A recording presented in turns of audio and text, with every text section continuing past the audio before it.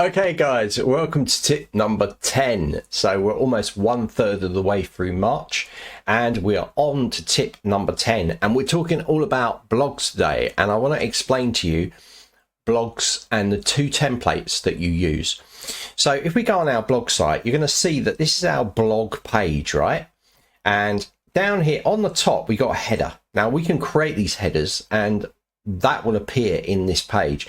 And if you look down the bottom, we've even got a newsletter for people to sign up. So this is a really good way, if you're using a blog, to get people to sign up, get extra leads in there interested in your subject, right? So they're possibly going to buy from you. It's a good way to put something in there.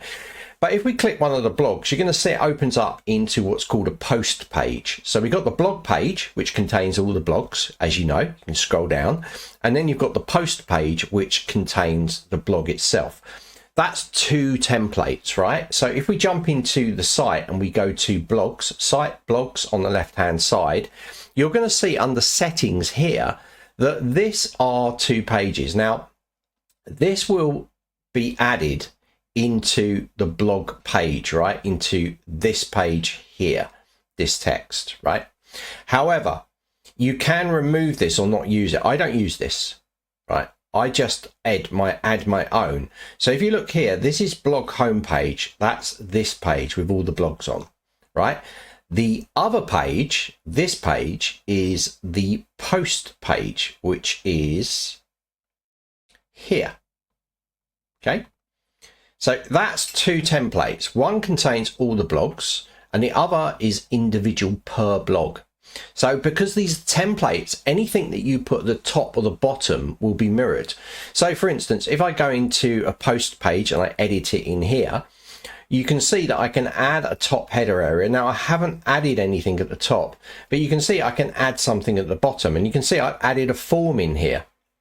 And this form will take there. So if I just show you, for example, if I go to empty block and I drag one at the top, always leave this in here, right? Don't delete that out. That's your blog post content, right? It'd be disaster if you got rid of that. But I'm just using the page editor here, and I'm just going to create a block, and then I'm going to add a row in there, and I'm just going to add an element, right? Say something like that. Or you could take one of the blocks that you've saved. So this is going to be added to every page. So if I save this now, added to every post, I should say, right? Every page of the blog.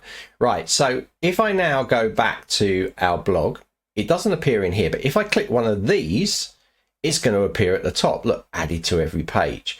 So that has been added to every post that I have in here. If I open this one up, you can see it's added to every page.